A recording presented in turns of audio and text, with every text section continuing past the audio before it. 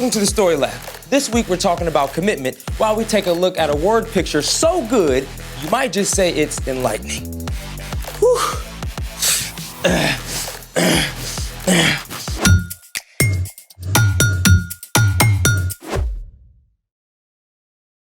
Hey, I'm Carter. And I'm Zeke. We're talking about commitment, which is making a plan and putting it into practice. Well, it looks like you're practicing something. Well, I thought it would be awesome to revisit a sport this summer, like rock climbing. Stupendous. Right? My first time climbing was so awesome, I went for hours. But the next morning, I could barely lift my fork. Sore arms, huh?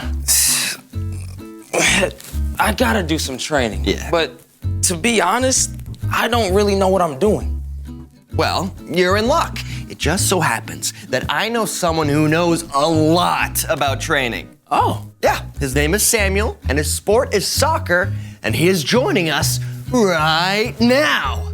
Hey, come on in. Hey, guys. Hey, Samuel, we are so excited to have you here with us today. So happy to be here, Zeke and Carter. So excited for what we have today. Well, we want to learn how you train to be so good at soccer. Yes, like for starters, how did you get started playing soccer? My two cousins, they're the ones that really introduced me to soccer. So ever since then, I got to play with them, be part of their team, and from then, it was a lot of fun. What do you enjoy most about playing soccer? Well, I love playing soccer because when you're out there on the field, it really does feel like you're out there being free.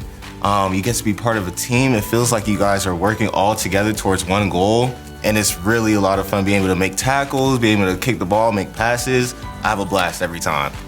So would you say that getting good at a sport involves a lot of training? Oh, definitely.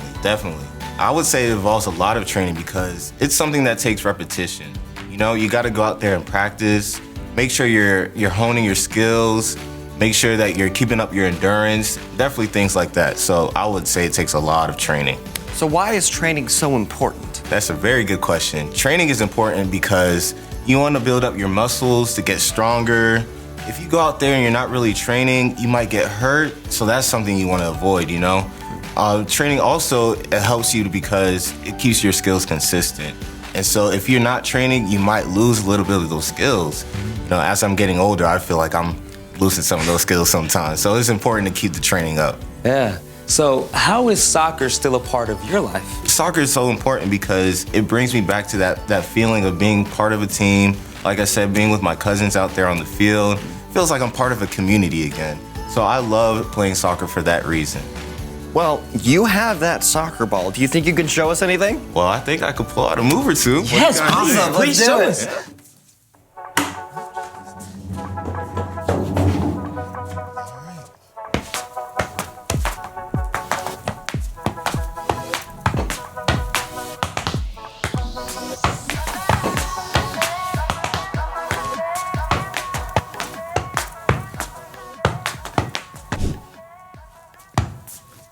Samuel, that was so amazing. That was incredible.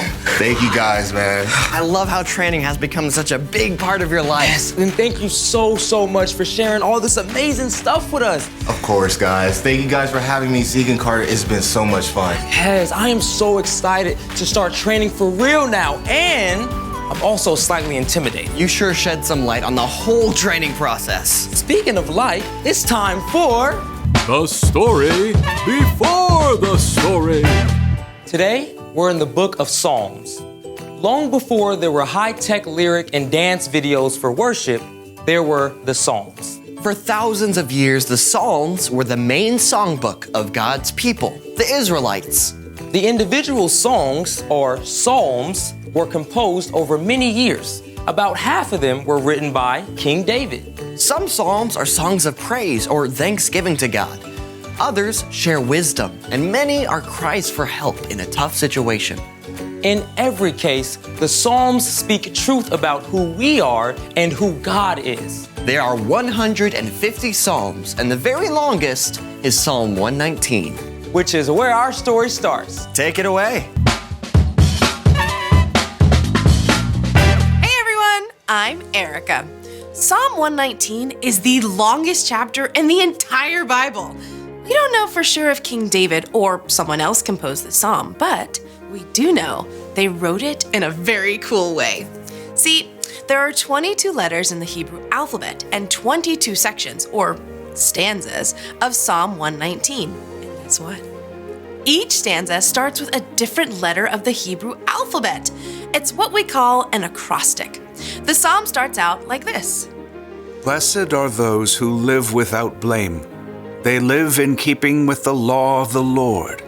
Over and over, Psalm 119 shares how valuable and beautiful God's words are.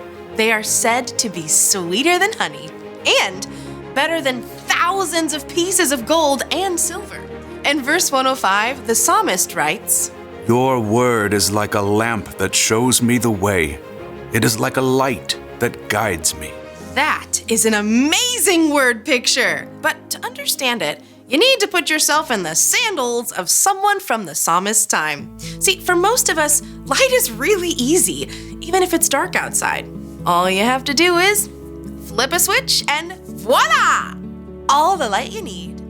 But at the time the psalmist was writing, there was no electricity.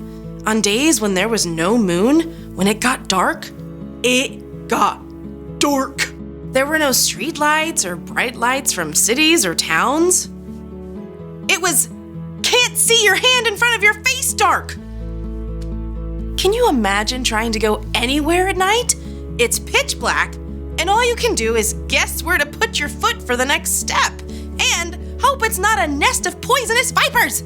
Lights, please!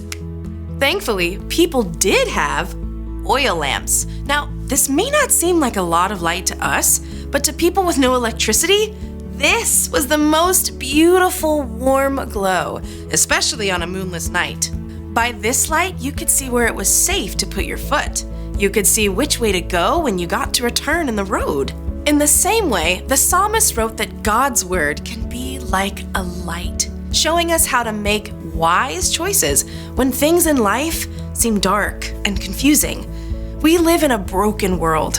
Whether your life seems really great or kind of hard right now, you will face tough decisions. You will deal with difficult things at school or home. But God's word, the Bible, is always available to help you make the wise choice. Maybe your friend tripped you by accident and you're really mad. We find in Ephesians, be kind and tender to one another. Forgive one another, just as God forgave you, because of what Christ has done. Or maybe your little sister is driving you nuts asking to play, and you just want to yell at her. But we read in James, everyone should be quick to listen, but they should be slow to speak. They should be slow to get angry. The very best way to make God's word a light in your life is to make God's word a part of your life. Read it, memorize it, talk about it. The more God's word shines like a lamp in your life, the more it will shine through you to light the way for those around you. The end. I, for one, am thankful we now have these Instead of these. Bright light is a lot easier to come by these days, but we still need the light of God's word just as much as the psalmist did. So, what's our part in the story? Great question. God's word can shine a light on everything in our lives that is hard and confusing. But that only happens when we practice hearing from God. like with our ears. Some people have actually heard God's voice out loud, but usually God doesn't speak in a way we can hear with our ears. The best place to start is where the psalmist starts, with God's word. Bible. Exactly.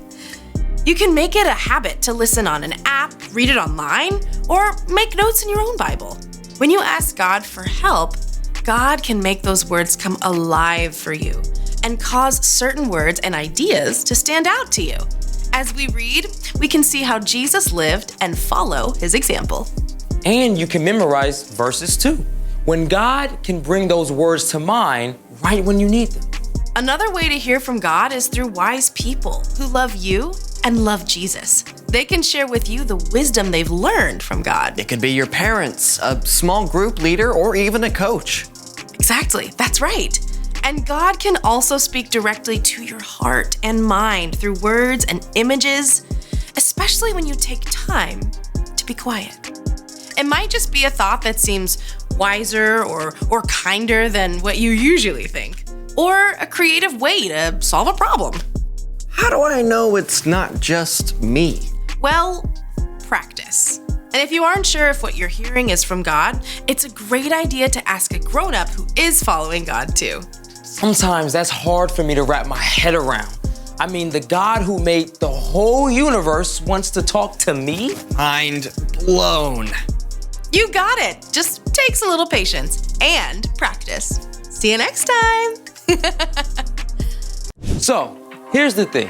Practice hearing from God. That's one of the most important things to practice if you want your faith to grow. But you can also practice other things too. I thought you were gonna train for rock climbing. Well, after talking to Samuel, I kind of want to try soccer now. Oh, show me what you got. Ready? Yeah.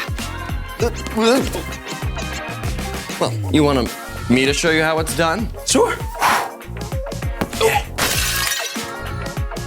Yeah, I think we need to get Samuel back in here.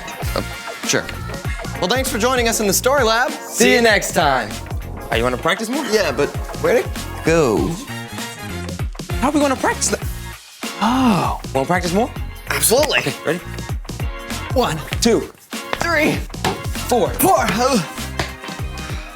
New record.